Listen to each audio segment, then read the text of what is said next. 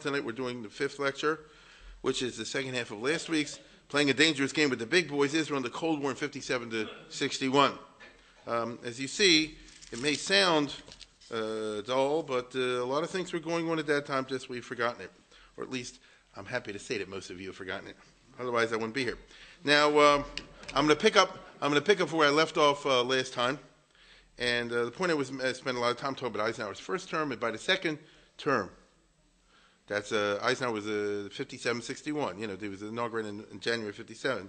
By the second term, as happens very often in the last 60-some years, the president and the State Department are jaded. You understand? They've learned already, and they've given up. When I say jaded, means they've given up on resolving the core issues of the Arab-Israeli conflict, and they seek merely to contain it. Right? Every administration comes in, they're going to fix the refugees. They're going to fix the borders. They're going to solve Jerusalem. They're going to divide up the Kotel. Everything's going to be worked out, and they're bright-eyed and bushy-tailed, and everybody has these new ideas, and they get on Face the Nation. And then the first term goes by. And by the second term, they say, well, let's just contain things, which was good for Ben-Gurion, whose policy was the creation of facts. This, I might say, is more or less the policy of Israel for almost 70 years now. They've always keep kicking the ball. They've never sought to engage in final issues, which is an interesting point, because they don't see any good solutions to this. Now, I know this is being debated very hotly as we go to press over here, and they're going to have elections again in March, and you're going to see the left versus the right versus the center. But the basic facts are, I think everybody in this room knows, that there's not going to be any easy solution. I mean, for example, all the refugees want to go back. What are you going to do about that? They'll finesse it, but it's not going anywhere. And so, as far as Ben-Gurion was concerned, let's not talk about any final solutions. I mean, theoretically, he's in favor of it. Let's create facts. Let's bring in more Jews. Let's build up more. Let's increase our economy. Let's increase our defenses. Let's increase our qualitative superiority, as he called it, and that's how we deal with the situation.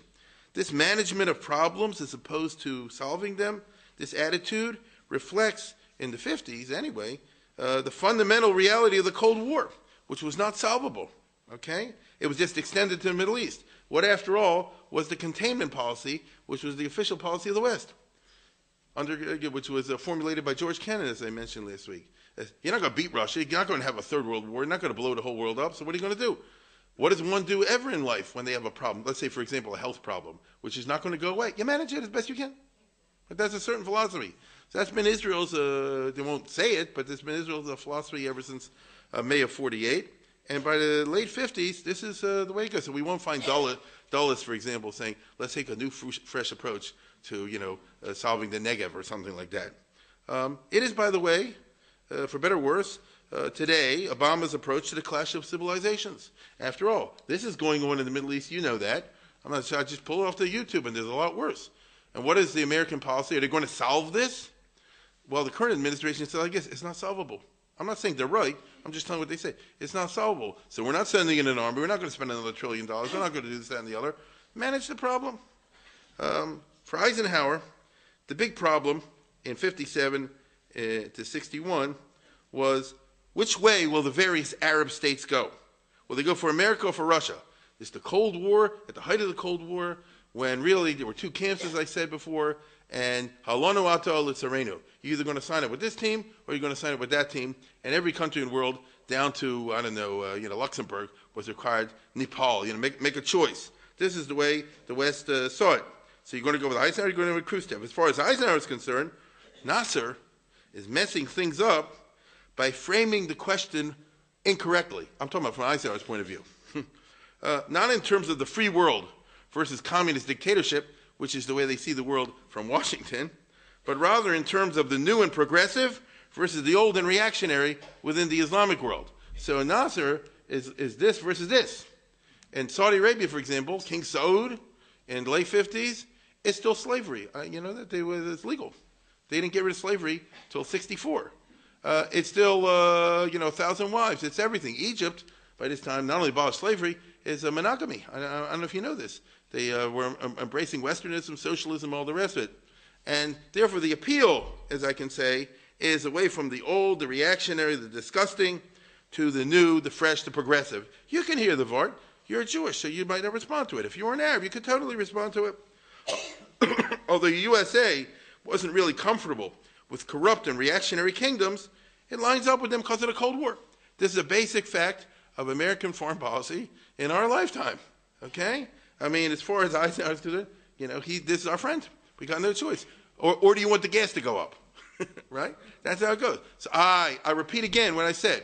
This guy, at the time of this speech, right, has a slavery. 95% slavery of black people, 5% slavery of white people. I'll be very blunt about it. So, wow, in 1957, 1958, why are they all teaming up together? Why didn't you hear Senator Fulbright complaining about that?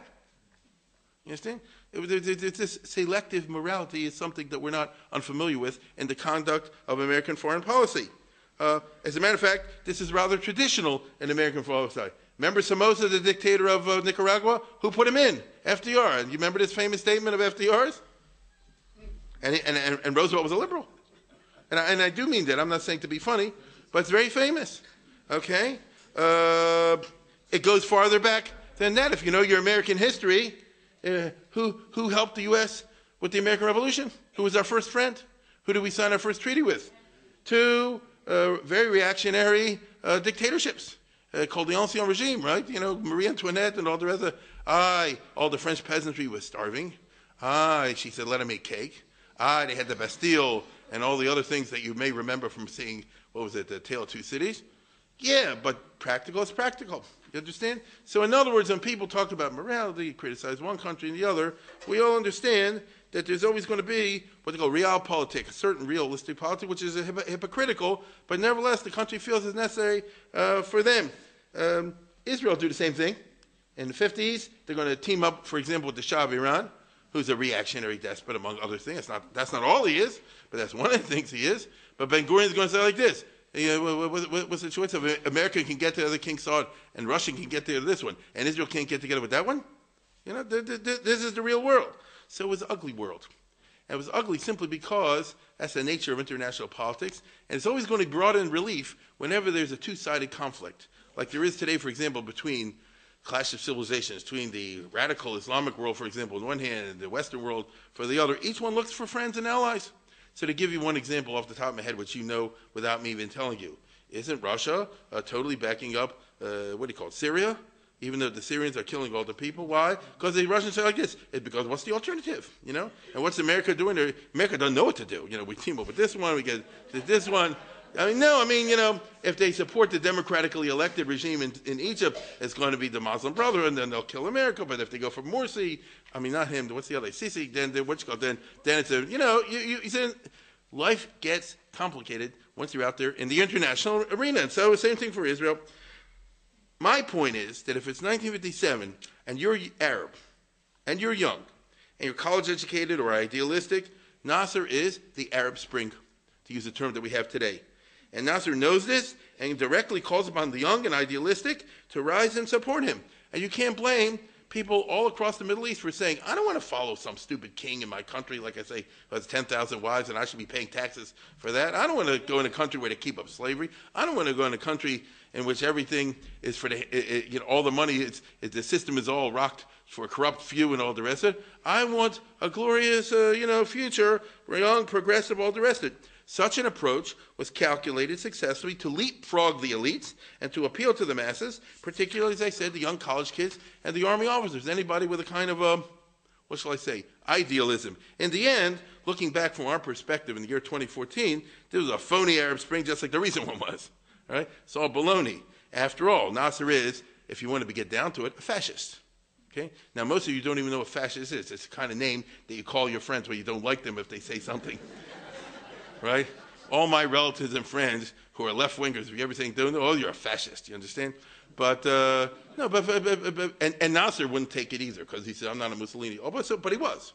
And the Arab countries today, right now, in 2014, is all fascism. They just won't use that word. By fascism, you mean like this. It's a dictatorship which is ostensibly on behalf of the people. See, look at King Saud. He's not fooling around anybody. He's like this, I want to get all the money from all my subjects to buy 10,000 more wives. That's what I want to do. and 100 more Cadillacs and Rolls Royces. This is what I'm into. You know why? That's what my father did. That's what my grandfather did. Going back to Adam and Eve. Isaiah gave us in the Middle East. A fascist leader said like this. Fascist says like this: I want all the power, but then I want dictatorial power and to kill anybody I want. But then I'm going to use it. It's going to be better for you. After all, did Mussolini, as we all know, make the trains run on time? Didn't he fix the roads? And he did. If you've been in Italy, he fixed the roads. He made housing projects. And see, Hitler did the same thing. He says, I'm building the Autobahn. I'm helping the unemployed. The argument of fascism is one that's around with us today. It's just they don't want to use that word because Hitler gave it a bad name. But the argument, this is all think of who's the president now of Egypt. Think who's, the leaders of all these different countries, Iran and all the others. Yes, we don't have a democracy. Yes, we don't have freedom of press that they can criticize the government. But we're helping your economy, right? Everybody's doing well. I could even give you a name like Singapore, for example. He said, what do you need all the rights for? We have a 12% growth rate every year. Everybody lives very well. And the streets are clean. We'll kill you if you dirty them. So the streets are clean. So what do you want? Democracy won't deliver you better. You understand what I'm saying? It's a utilitarian kind of criterion. It's very interesting. You and I, most of us here, growing up in the U.S. of A., and therefore we have a certain mythology. I like it. I'm just saying the mythology, which we go like it's that democracy is an end in and of itself. And that's Thomas Jefferson and so forth. And it's kind of true because it's worked in America, Baruch Hashem. But there are other countries where it hasn't worked so well, and therefore the argument is democracy is just one possible way of me improving my life. If you've got something better, then I'll go with the other one. Why do I want to be democratic and poor if I can be in a fascistic country and rich? That's sort of a business. Except that Nasser, and that was his appeal. By the way, he never delivered. He delivered a little bit. They did put in a social welfare system, but one with a dysfunctional economy, and so the net result is massive poverty anyway. You understand? Notice you do get a check from the government, but it doesn't buy anything. You will get a job with the government. I'm serious. Nasser, I'll give you an example. Nasser made a law. Anybody who's a college graduate, a BA, is guaranteed a job. Think about that. It's guaranteed a job, and a decent job. The economy can't do it. You work for the government. So what does that mean? You have 1 million and 2 million extra workers for the government? Nasser did it because he said like this way they won't revolt against me. You understand? So I'd rather have an inefficient bureaucracy that doesn't deliver all the goods, all the rest of it, but all the college-educated people who are the dangerous ones, because they're the ones that can write and make revolutions, they're taken care of, thank you very much. You see? So the world is a funny kind of place. In this case, Nasser was a fascist who got into the bed with the Reds, because after all, he's kissing up with Khrushchev, he's signing with the Soviet Union, because the Soviet Union will back him up in his quest to be the number one state in the Middle East. They'll give him many armaments. They do economic deals. I'm not sure exactly what Russia could do economically for Egypt, but it's not true they could do something. It was nowhere near what the West could do, but nevertheless, these are the choices that Nasser made. So to Eisenhower and Dulles, Nasserism equals communism. Any country that switches to Nasserism is one that's lost to the West. This was good news for Israel, okay? And particularly for Israeli diplomats in Washington, because this was the golden age of Abba Eban when he was the Israeli ambassador to America, and he was and the American consensus among the TV and the news and all the rest of it was along the lines that I just said before, which is Nasserism, or any country that goes for that kind of strong Arab nationalism, is an anti-American phenomenon. It's an anti-Western phenomenon. It's actually a certain hidden form of communism. There are many senators that said Nasser's closet like he's a Castro, and so, which wasn't really true, but nevertheless, this was the business, and this enabled Israeli diplomats like Abba Eban and others to make the case for Israel against a more sympathetic, shall we say, American electorate. I just found this is really cool because I didn't even know Mike Wallace was alive in the 50s, and I'm not that old, and he has this a little thing over here I'll just share with you, an interview with Abba Eban, which you see already at that time. They're asking some harsh questions, but I can't give you the whole thing. It's like 25, 30 minutes, but you'll get the flavor of it just from here. And this is very much the late 50s. This was done in 1958 when Israel was 10 years old on the anniversary of Israel. Take it away. Good evening. Tonight, we go after a story that has been thousands of years in the making. The story of Israel, the country which celebrates its 10th anniversary this month. Our guest, Abba Eban, Israel's ambassador to the United States and its chief delegate to the United Nations. If you're curious to hear Ambassador Eban's views on the recent mergers by Arab nations which are hostile to Israel,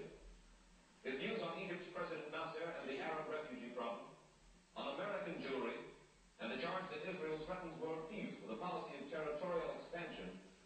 We'll go after those stories in a moment. Nothing has changed. And now our story. Our Even, Israel's ambassador to the United States, is a scholar, a linguist, a persuasive orator, a veteran statesman at the age of 43. He has been called the voice of Israel, which is also the title of his book. Tonight, in order to clarify Israel's problems, her hopes, and her aspirations, we shall put to Ambassador Even questions raised by Israel's critics, some of them by her enemies. Mr. Ambassador, in its 10 years as a nation, Israel has been involved in repeated violence, major border incidents, 2 open wars with the Arabs, the first in 48, the last in 56.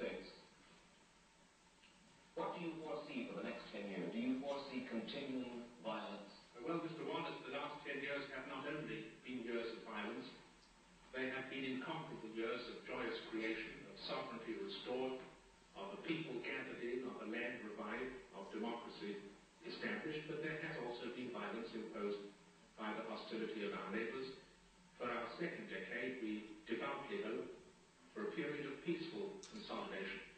We hope that there will be no recurrence of the violent conflicts which marked our first decade, but that we and our kindred neighboring people will devote all our efforts to the development of our respective countries and of our common region. All over the Middle East, too, though, will you not find that the huge majority of the Arab peoples are interested in the extermination of Israel? We find that the governments of Arab countries still articulate the aim of our extermination.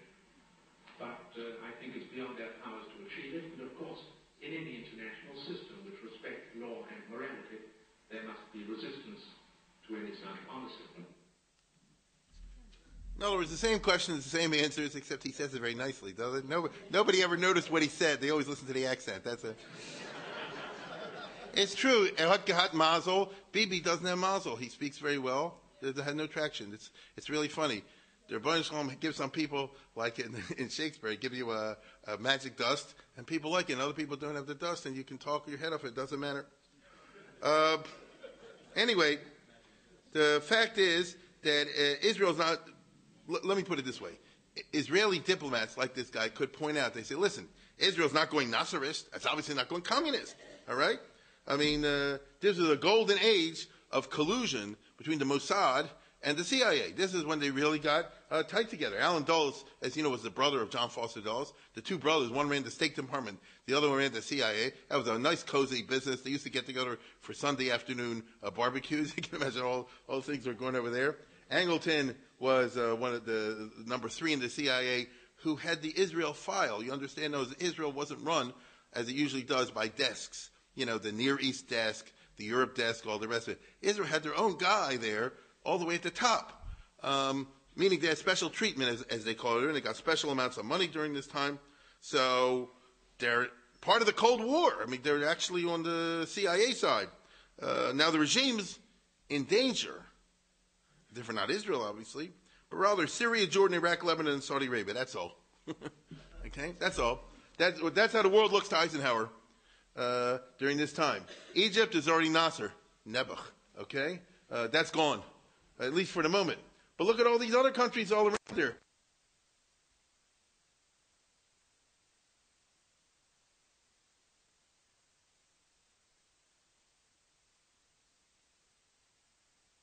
It's in danger.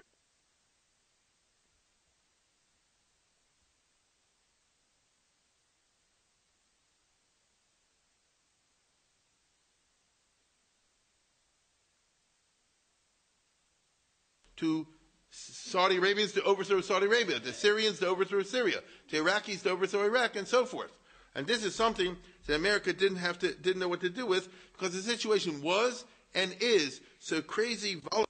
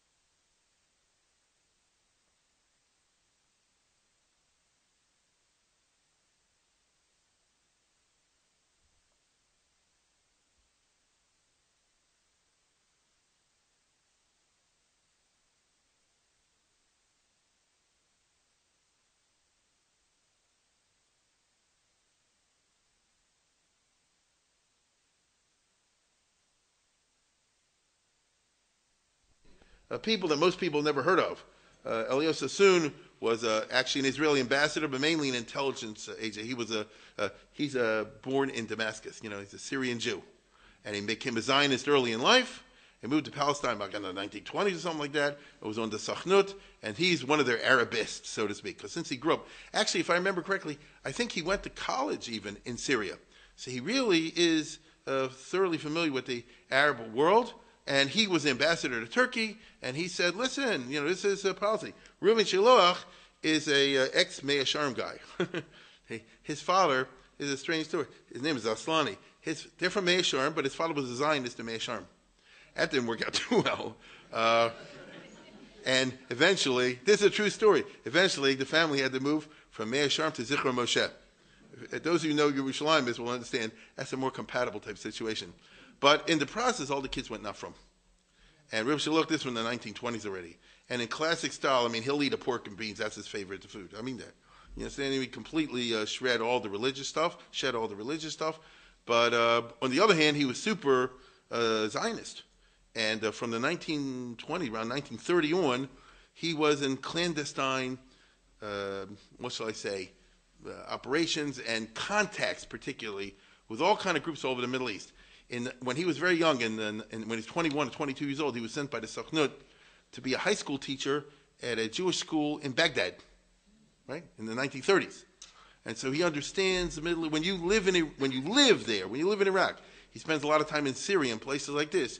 You understand, as an outsider can understand, it's not really a country. It's the Druze, it's the Kurds, it's the Shiites, it's the Sunnis, it's this group, it's that group. Everybody wants to kill everybody else.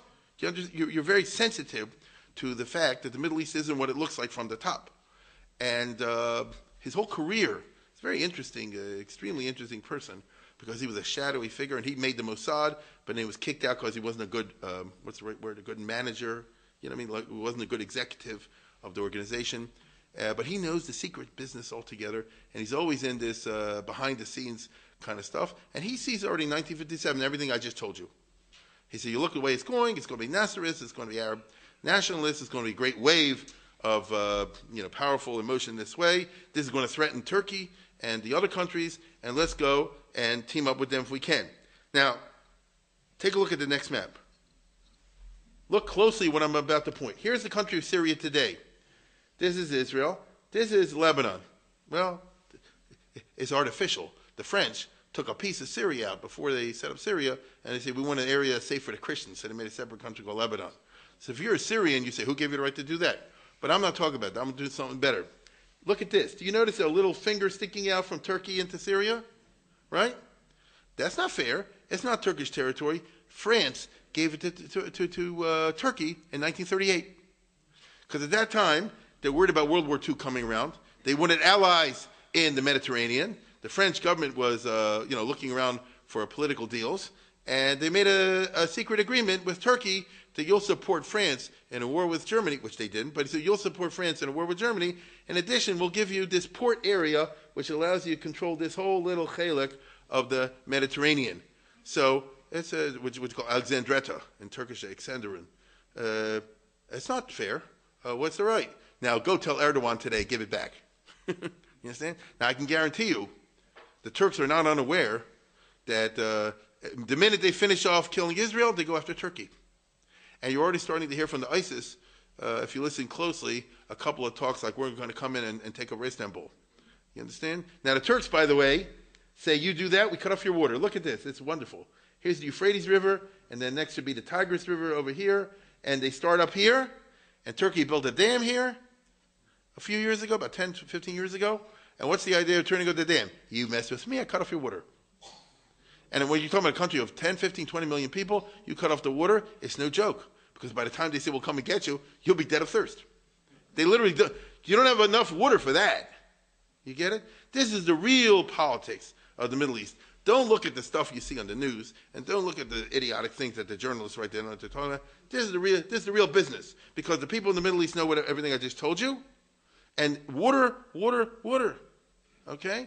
And issues like this, and Alexandria. How many, go ask your friends, just for the heck of it, what is the Alexandretta problem? There's somebody in the State Department that knows about this, But for Israel, it's been very important until recently. because it was a very strong basis for the fact that Israel will secretly get in bed together with the Turks, starting in 1957. Turkey at that time was under a very interesting 10-year regime by Adnan Menderes, who was, well, Turkish politics, you can have, even today is very complicated. But it's a foreshadowing of Erdogan. You know what I'm talking about, the guy who's now in Turkey. The moms are there. So wait a second. Turkey, the modern Turkey was founded by Ataturk. Maybe some of you know, the Kemal Pasha, famous Turkish general from the First World War. And he was atheist. Let's get straight.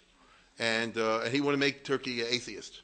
Now he realized that's a tall call, make Turkey atheist. But he gave it his best shot. And he didn't call it atheist, but he said, "I want to make it secular." That's a more politically correct term. And I'll just give you an example. He made every Turk, by law, you have to wear a big visor on your hat. So therefore you can't bow down 5 times to pray. Things like that. He took it very seriously. And it wasn't Pashut. There were a lot of rebellions throughout his regime in the 20s and the 30s. But he suppressed them, and he killed everybody, and so he was able to get away with it. And he made what he called a secular Turkey. Wasn't popular in the countryside, but he made it popular among the city people, or among many of them. But there always was this underlying resentment from the frum. They look at everything I just said before as a certain, oppression, which is true from a certain point of view. And when he was there was a one-party state. And when he died in the late 30s, it was taken over by Inonu, who also had a one-party state till the end of the Second World War. And eventually they put in a two-party state. As soon as they had a two-party state, the other party won. And there was this guy, Adnan Menderes. And his idea was modern Orthodox. We don't want to bring back Orthodox. That'll freak out the secular. Modern Orthodox, right? Moderately religious. We want to bring in a little bit over here. He'll wear a yarmulke, but he won't threaten anybody or something like that. And the army was very scared of him, and eventually they killed him. I just want you to know. They killed him and the whole cabinet. That's how it goes in Turkey. Listen, now, but that was in 1961. At this time, he was still riding high. Even though, as a Muslim, he would be against Israel, politics. Turkey at this time, worried about Soviet Russia next door, which always historically wants to take over Turkey. I don't know if you know that. It's always been a dream of Russian nationalism to undo the Turkish conquest of Asia Minor in 1071, right, at the Battle of Manzikert. I know you all know that.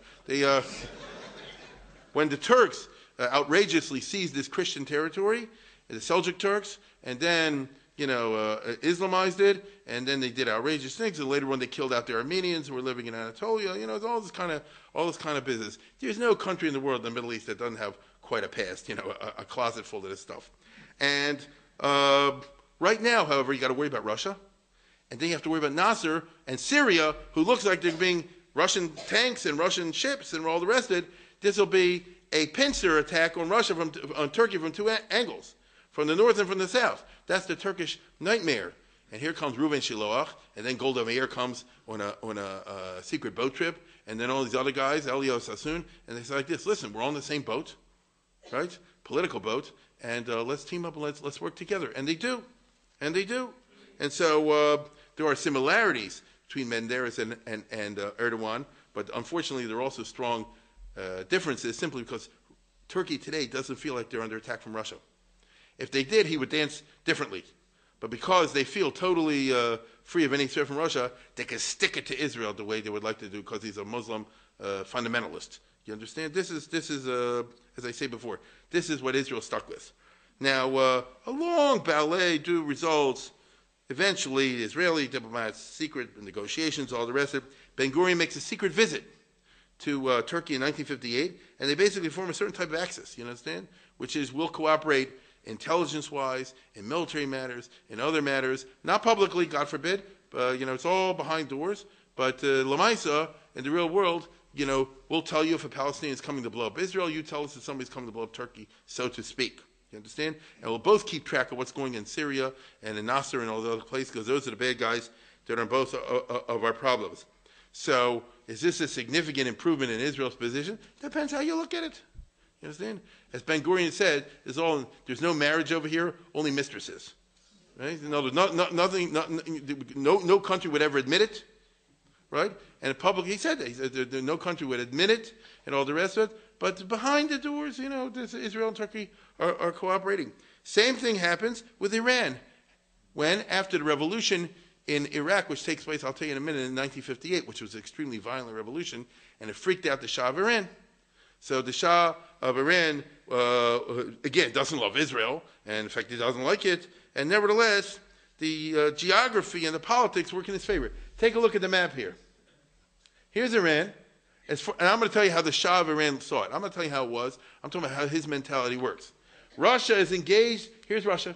Here's Russia. At that time, the Soviet Union. They're engaged in a huge plan to take over Persia. Because once again, for 1,000 years, the Russians have desired to take over Persia. I don't know why, but the Russians now look at now look at this. The Russians are going to take over Afghanistan, like Azoi, and they're going to take over Iraq, Azoi, and who's in the middle? Right? So they're being attacked by a pincer movement. This was not totally wrong. It was only partially wrong. Eventually, too late, the Russians invaded and took over Afghanistan. I mean, that was a mess, but but what I'll say it once again what I said before. The trouble is, you're all Americans, and if you look at it from the point of view of America, so to us, Russia took over here, a pincer movement. It's an interesting article in the New York Times. Now let me see who won the World Series. You see, if you live over there, this is the story, right? Obama, that's a side story. This is the story. This is the big threat. And so the Shah of Iran said like this, when Reuven Shiloach goes there, and eventually Ben Gurion, the way he does it is he flies to Burma, as a story for later on, to spend a couple weeks in a Burmese monastery to learn the Buddhist religion. That happened. And on the way, he was always very interested in Buddhism and all the rest of it. Listen, he's not interested in Judaism, So, wait a second. On the way back, you have to refueling stop in Tehran. This is all secret. While he's there, guess what? He gets a meeting with the Shah, and ever since after that, all the Prime Minister of Israel, up to including Menachem Begin, used to make all these secret visits all the time to the Shah of Iran. He didn't go to Israel, but they went over there, and as long as it's kept out of the public sight, as I said before, it was okay. Because of the very delicate, sensitive nature of all this, you can't trust the diplomats because they talk at cocktail parties and things like this. So what you really end up, especially in case of a country like Iran and Turkey, is Mossad diplomacy. And this becomes a key feature of Ben Gurion and afterwards, in which there are many countries out there that you don't know it, but Israel is maintaining secret contacts with them at the level of the two secret services. You understand? In Iran, it became very notorious because it was Israel who was the head of the Mossad, and this guy, General Bakhtiar, who set up the Savak, which later got in trouble because they tortured everybody. But I got news for you. The guys that took over and wiped out the Savak and told them they doubled the torture. You understand? Well, what's going on in Iran today? You know that. They double and triple the torture. That's not an expression on my part. That's real. That's how the ball game is played, unfortunately, in that part of the world. But there will be countries like Indonesia, which is a Muslim country, and India, and places all around the world where you think, if you listen to the public and you watch them in the United Nations, they hate Israel and they're to try to destroy Israel and all the rest of it. And that's true. At the same time, secretly, there's Israel has an office. You understand? In Indonesia, Israel has an office. In this African country, Israel has an office. It's not a flag, it's a Mossad. You see? Maybe it's called Import-Export Company, but it's the Mossad. And they are teamed up with the Secret Service in that country, and that's a certain type of diplomacy. Israel has relied on that. I think they do it to this day, right? As we speak. It's what goes on. You can't trust what you read in the paper for this reason. Eisenhower knows about this. Dulles knows about this. They encourage it for Cold War purposes, as you can understand. I mean, after all, Eisenhower was in favor of the Shah and of Menderes until he was killed. And, he wants Iran and Turkey to be a bulwark against Russia, against the Soviet Union. So these are countries America's concerned with. If Israel can help in that regard, and Ben Gurion is basically like a salesman, he said, we can help in that regard. So then he says, it's okay. Same thing in Africa. There's Israel, and here's Israel, here's Ethiopia, which is kind of far away. Look what a strategically important area Ethiopia is. You see, it's a chokehold. Here's Eilat. You go down the Red Sea. You got to go through there. And Djibouti, right? The what do you call it? The Bab el Mandeb. It's a real problem, and it's good to have a friendly country over there. Now, that means, once again, you get in bed with a bad guy. The Haile Selassie was a real bastard. He was the emperor of Ethiopia, very anti-Semitic. People don't know this. The Jews, I'm talking about the black Jews in Ethiopia now, were persecuted during his time and by his predecessors. It's a Christian country, it's not a Muslim country, but they've always had big wars in Ethiopia against the Muslims who tried to invade and take over the country. They were not good to the Jews. You understand? They've been, what shall I say, kidnapping kids, raping, killing, and all this kind of stuff for many, many centuries. It's the way it goes. It's sad that here's a civilization totally away from Europe, all the rest of it, and if you take the trouble to study it, it's the same thing. They have their version of the Khmelnytsky massacres and their version of the thing, and it is what it is. So what? You understand? So what? This is politics. To be perfectly honest, Israel at this time in the Ben-Gurion period, very racist. I'll tell you exactly what I mean. And it's sad. Israel knows there are about 80,000, maybe 90,000 Ethiopian Jews who are discriminated against by and large and are suffering one way or the other as a second and third class citizenship under Haile Selassie. They don't make any move in the 50s or after, not in the Ben-Gurion era, to bring anybody over. And the reason is, I know exactly, the reason is because the Mapai party, they'll never admit it, but they're racist. You understand? It says America has a black problem, we don't want to have a black problem, these are people not really Jewish, this, that, and the other, and they'll never say it, but Ben-Gurion, Eshkol, all these guys always find an excuse not to bring the Ethiopian Jews over. It only changed with the next guy. Right? When he came in office, he said, they're Jewish, that's it. I don't want to hear anything about it. He told the head of the Mossad, the guy, the head of Mossad, I forget, Nachum Admoni, he said, you sure you want to do this? He said, if they're Jewish, I don't want to hear any more about it. Right? This is the brother and sister and get used to it. And that's when it started. It didn't work out 100% in his time, but he started the ball rolling. This also is part of the Ben-Gurion era. We saw they stuck it to the Sephardim, and in this way, they stuck it over here.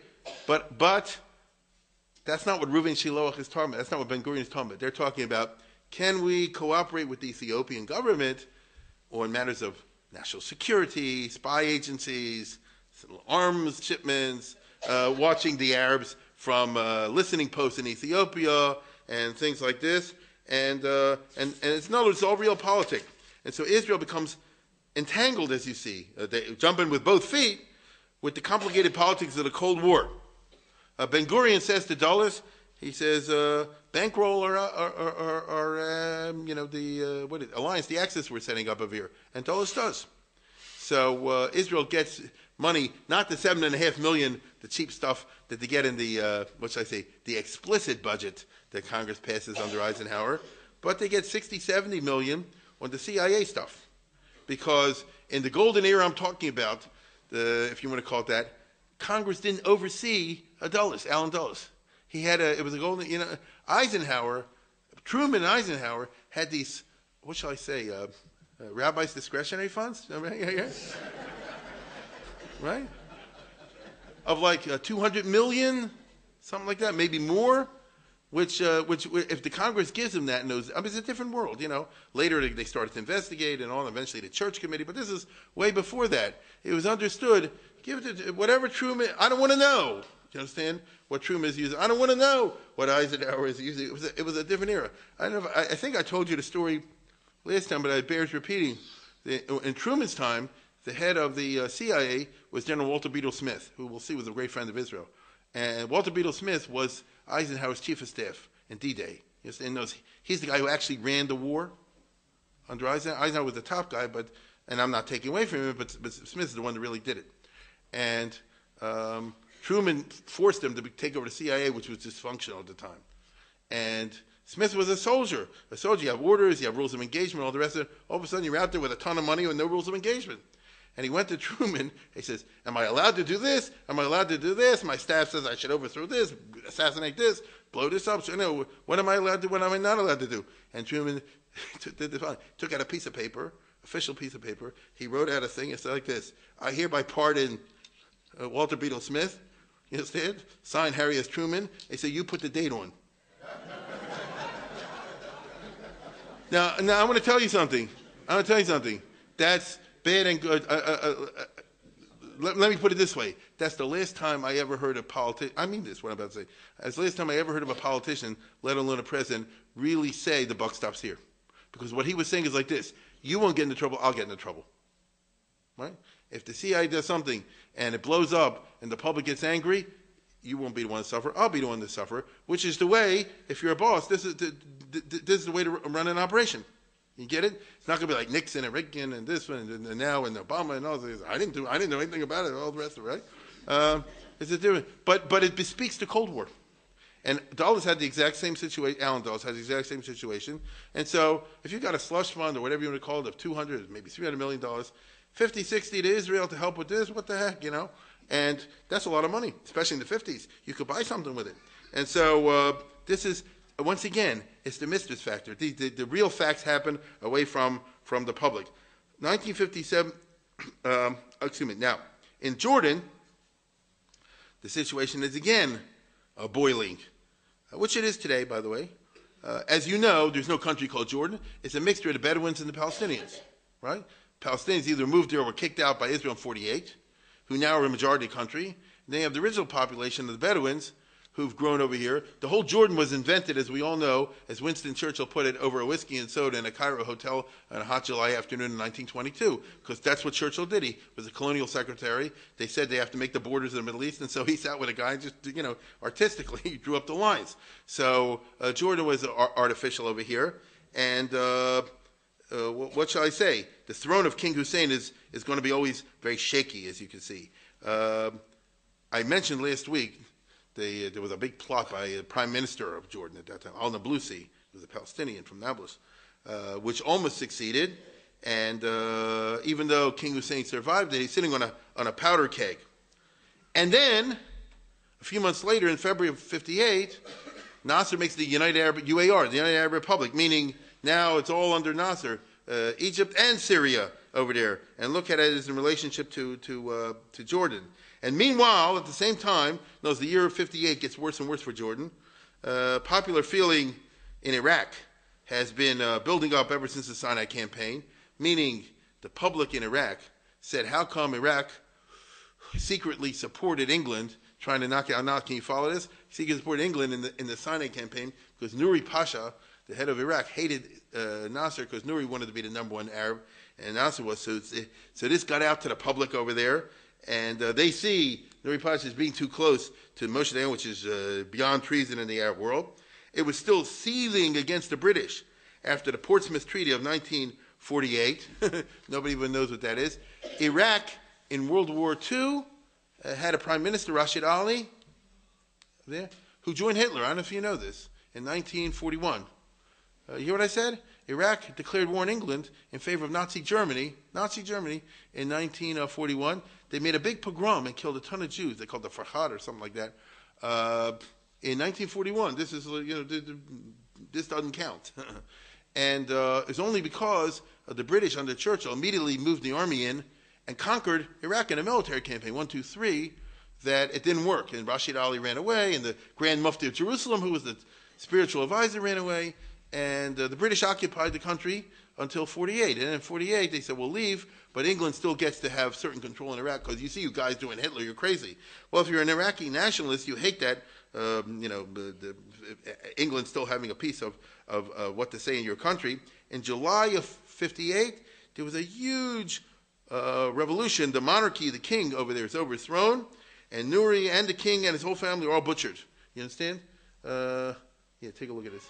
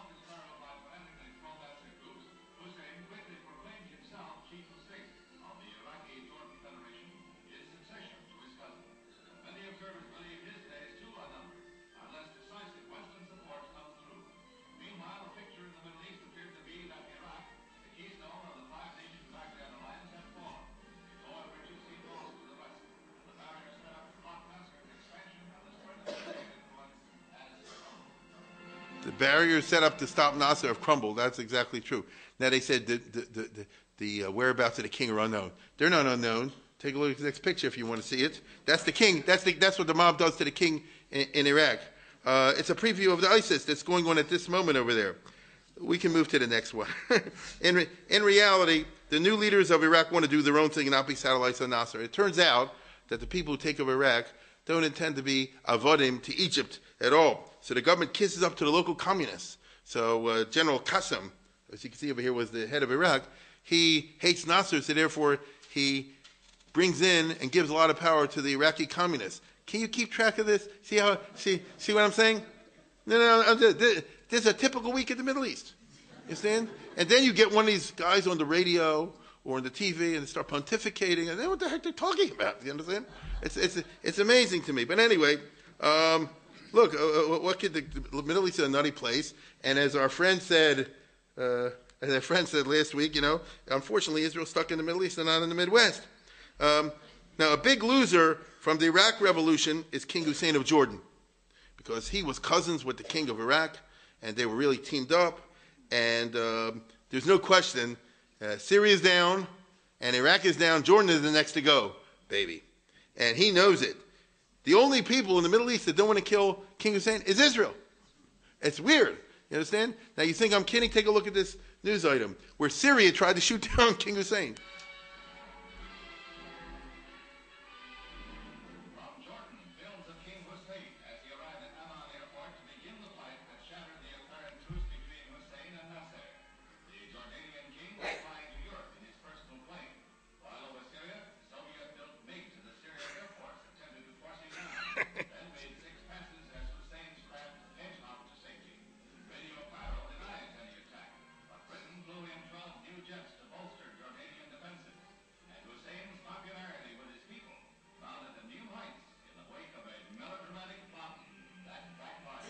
That's a big lie. The popularity didn't rise to new heights. But I just wanted to, it's a good thing he learned well at the pilot school, you understand? So he knew how to do this and that and the other. Because otherwise, 6 MiGs would have shot him down. I like the way they said they tried to force him down. And in America, they say try to shoot him down. You understand?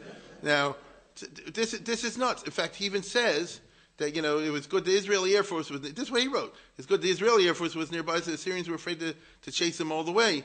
What kind of a country is that? Golda Meir, who's Israel's foreign minister in the late 50s, tells the British Foreign Secretary, Selwyn Lloyd, we all pray 3 times a day for King Hussein's safety and success, which always made me feel good because I always wonder if Golda Meir prayed 3 times a day.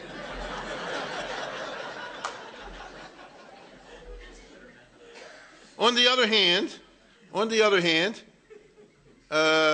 Israel's a little bit conflicted over there. If King Hussein goes down, we can occupy the West Bank, which we want to do, sort of. Ben Gurion, by this time, doesn't want to take over the West Bank. He says the Arabs won't leave, and what we do is they're stuck with the Palestinians. Like the situation is today.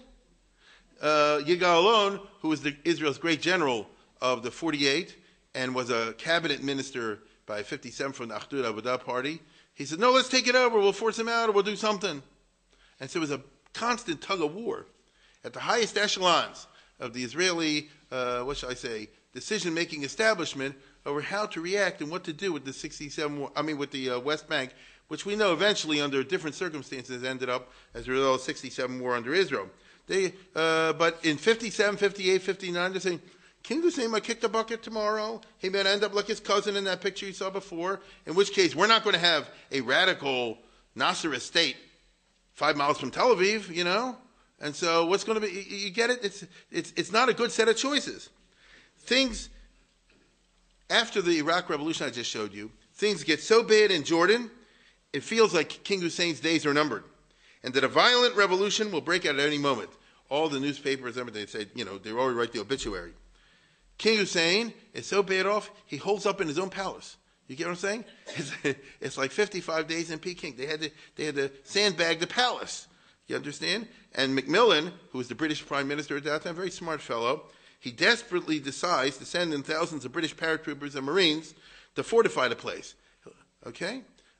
Meaning, King Hussein, in order to survive his own country, will need British soldiers, mamish.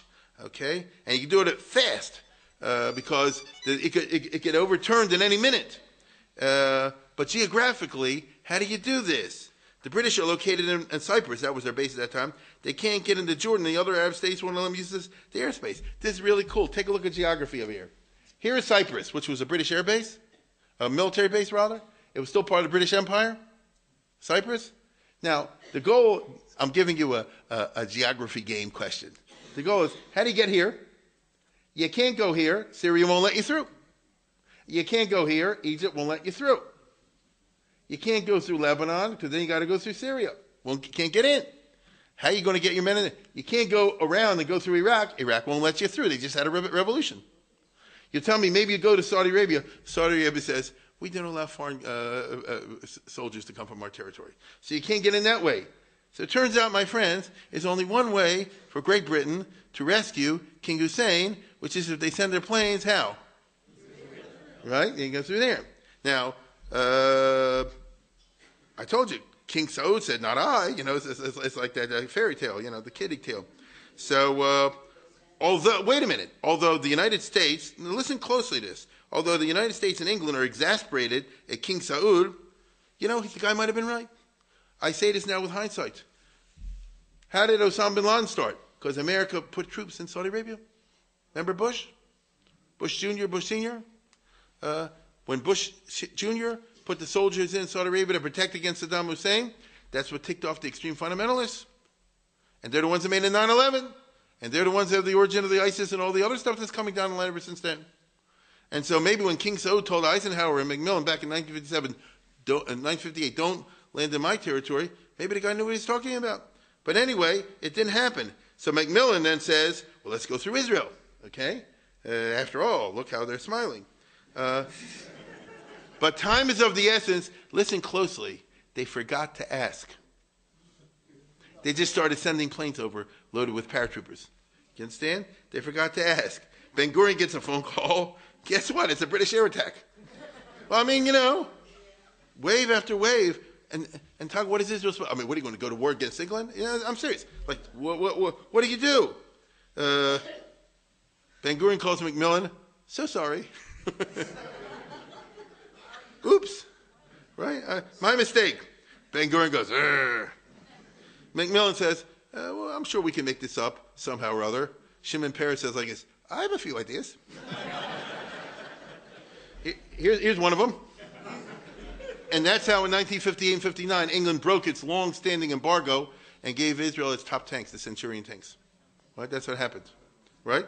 And by the way, Peres says, a little heavy water would be nice too. Well, and McMillan says, England doesn't have the heavy water. He said, but Norway does. He says, England could buy from Norway and send it to Israel. He said, they do. We want this for research purposes. You understand? And so, let's put it this way.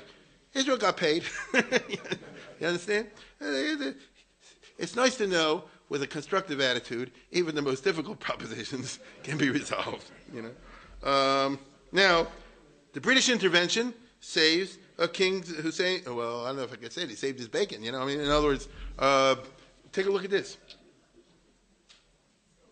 In Amman, too, where rumors of pending revolution, perhaps King Hussein's palace, its flag at last for Faisal, would witness assassination also.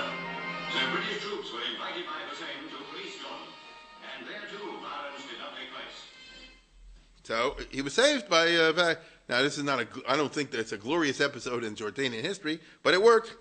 A few days later, John Foster Dulles calls up Ben Gurion. America's not England, and he said like this: we would like some overflight rights for American planes sending weapons and supplies to Jordan because it's necessary in the crisis there. In other words, the Marines saved King Hussein's hide, his physical person, but the economy is crashing because Iraq and the other Nasserite countries don't want to send any oil and, I don't know, all kind of food and things like that. So America will send it. But America's got the same problem. You can't send them through Syria, can't send them through Egypt. You got to go through Israel. And Dulles, David calls Israel and says, can you help us out? Now, Ben Gurion knows that if Israel agrees, especially to an American suggestion, it will really tick off the Russians, as there will be an unexpected interference in Russian plans to take over Jordan.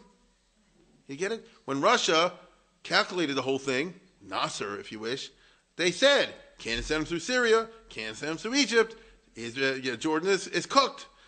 Not going to send them through Israel, right? Israel won't let him do it. Lebanon won't let him do it. So we're safe. So we make a revolution now in Jordan. Nobody can help him.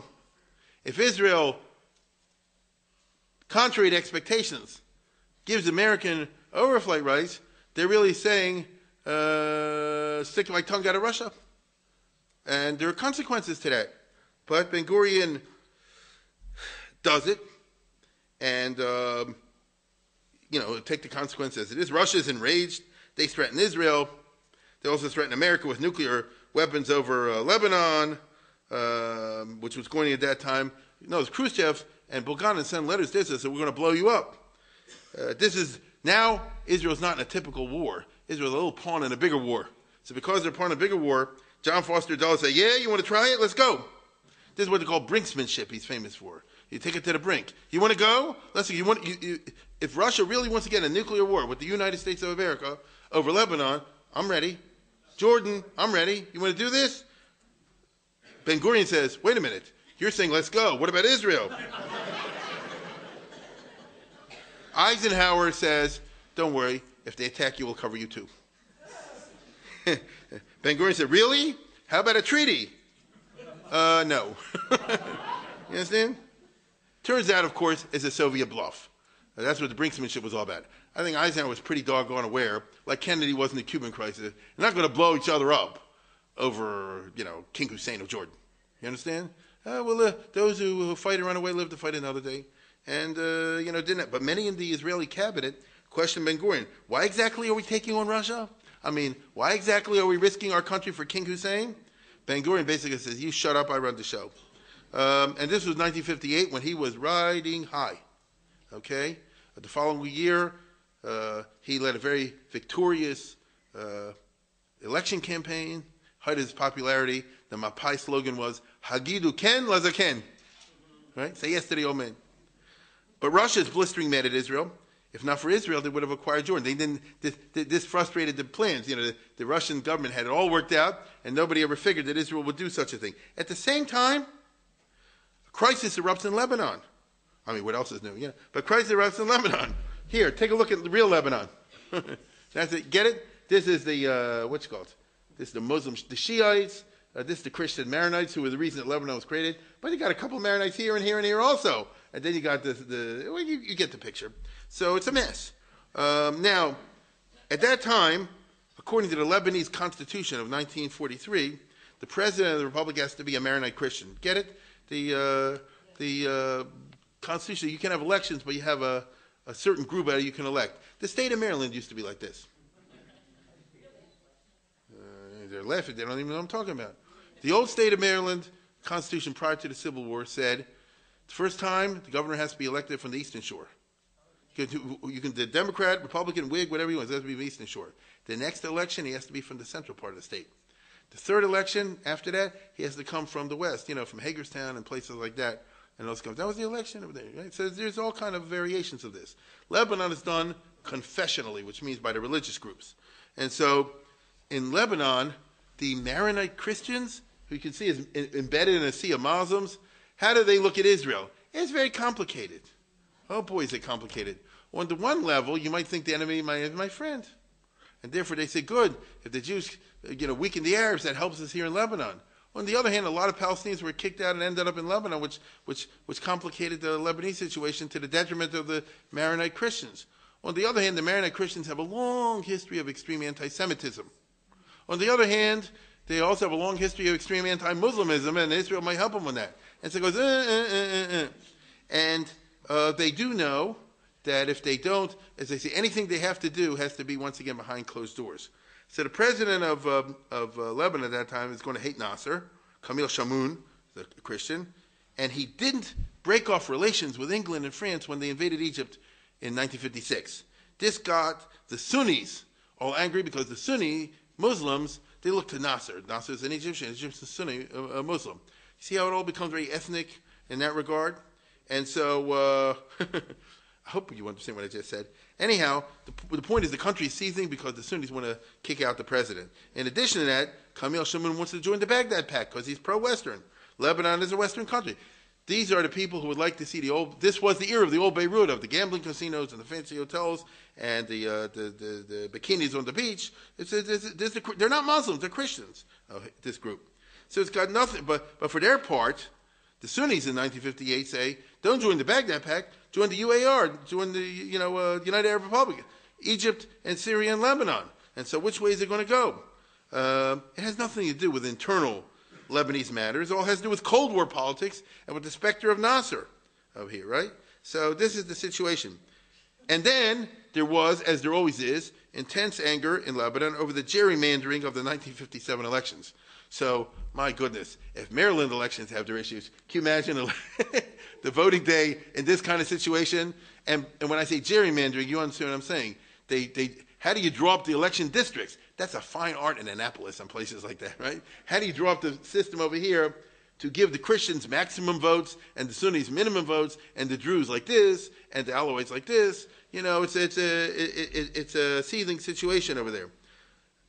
As usual, my mother used to say back in the 1930s, used to be an expression in Germany, it's all the fault of the Jews and the bicycle riders. You and the Radlfahrer, It's all the fault of the Jews and the bicycle. Why? They would say like this. He says, why the bicycle riders? Why the Jews? You know what I'm saying? This is how it goes. So it's all Israel's fault over here, right? The toppling of a pro-Western government in Iraq's July 19th revolution that I just talked to you about, plus internal instability, causes President Shamoun to call Eisenhower and says, you better help, but we're going to have a revolution over here. And Eisenhower lands 15,000 Marines. I don't know if you know this. There was American intervention, but what exactly were they there for? That was the funny part. Like, what's the mission of the Marines? They didn't really have a mission, and Eisenhower was very lucky they didn't get blown up like it happened by Reagan. You understand? It's more psychological than anything else. And Eisenhower was a much better crisis manager than many of the other presidents. After all, he'd been a general. And so he put in the Marines for a short time and then took them out. The Marines basically hang around the airport and the harbor of Beirut. The real action happens off the scenes with Robert Murphy, who was a very famous American diplomat once upon a time, Robert Daniel Murphy, who was sent to talk to all the Lebanese politicians, which is the way business is done over there. And basically says like this, everybody hates you. Your term is not too far away. I'm going to get everybody to say you're the president. In 3 months, resign. Just Samazoi. And we'll have new elections, and all the forms will be observed. And this guy says, can I be sure that the guy after me will be one of my friends? Yeah, you can do that. Okay, fine. So that's what they do. And the Marines pull out. A decent interval is there, about 2-3 months. And then this new guy, Chahab, is appointed as the new president of Lebanon, who you see kisses up to Nasser over here. Not more than necessary, but not less than necessary. You understand? Lebanon doesn't want to be swallowed by anybody, but they want to keep their own thing, which means that they delayed the, the explosion of Lebanon by about 15 years. But when it came to the 70s, they couldn't stop it anymore, and the whole Lebanon blew up. But here, they kept up for another decade and a half. The crisis passes. Israel has really ticked off Russia. Although Israel hopes America will openly be more friendly, that's wishful thinking. As U.S. policy is not to tick off the Arabs unnecessarily. That's a cardinal rule of Eisenhower. And he's not wrong. This is why he's not wrong. Anybody remember this? When the gas was a quarter? Right? Does anybody remember this? When they filled it up for you and they did your windows and they looked under and they did your tires and then they gave you green stamps. Right? It's an Andre Welt. Well, we can smile and laugh at it. If you're Eisenhower, if you're Dulles in 1958, you say like this, what do I want to kiss up publicly to Israel for? It's enough that we smooch behind the scenes. But why do we have to do anything publicly? In the Eisenhower years, tiny Jewish Israel will not be able to change the facts of international life. Even signing up for service on the American team in the Cold War won't get Israel the genuine, close friendship that Ben Gurion and the Israelis yearn for. Dulles goes to Abba Eben's goodbye party, because Abba Eben left in 58, shortly before Dulles got sick and died from cancer. And they were friends because they knew each other for a long time. And so he goes to a goodbye party. And in the goodbye party, he makes a long speech, including this.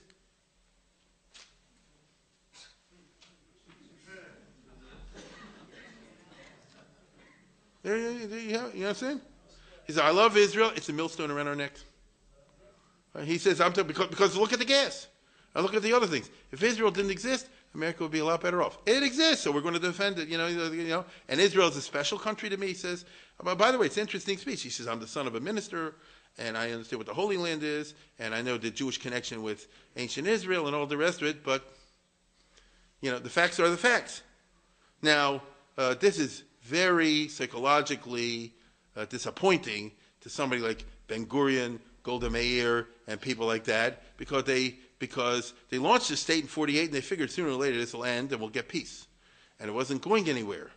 And Israel, therefore, was desperately yearning in the 50s, particularly early 60s, to team up, form the country. France, it's pathetic. America, some country that will come out openly and be our allies and things of this nature, the way the United States is today, by the way. But that was not the case in those days.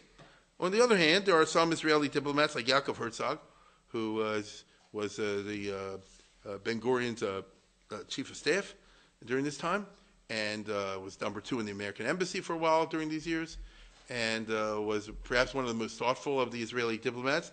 Was the son of Rabbi Herzog, was a frum guy. He didn't wear a yarmulke, but he was a frum guy, and a big Talmid Chacham also. If you know what I'm talking about, he had, besides his law degree, he had smicha from Mr. Zalman Meltzer. So he knew a lot, and he said like this. He says, listen, Israel has to develop a philosophy deriving from our deep culture, which embraces isolation. He says, Israel is told, what you call it? Am levadad yishkon, ubagoyim lo yischashav. That Bilam, in his famous, this is what he says. Bilam, in his famous speech, says, I look at Israel, am levadad yishkon. Israel is destined or condemned, however you want to look at it, to be levadad, to be alone. They will have no friends. Ubagoyim lo yischashav. They'll never count among the other nations. That's who we are. You understand? That's who we are. And I'm sure to a guy like him, and this was in today's parsha, if I can end on a rabbinical note, they say, Vahi Hashem es Yosef, Vahi Ish Matzliach. Yosef is alone in Egypt. He has no friends. Right? True?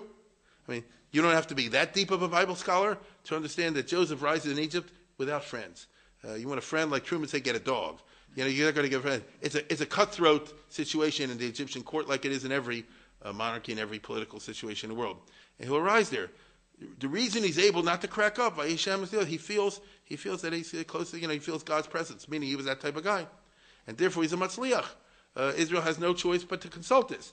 Now this is the thoughts of Yaakov Herzog in 1959. I don't know if this is held by the other members of the political elites of Israel, but it was as true in 1959 as anything is true today, whether we like to admit it or not. I won't say that to my AIPAC friends. Now, in 1960, there was the elections and Kennedy got elected, but JFK, I'm going to leave for next year. We're done. Good night.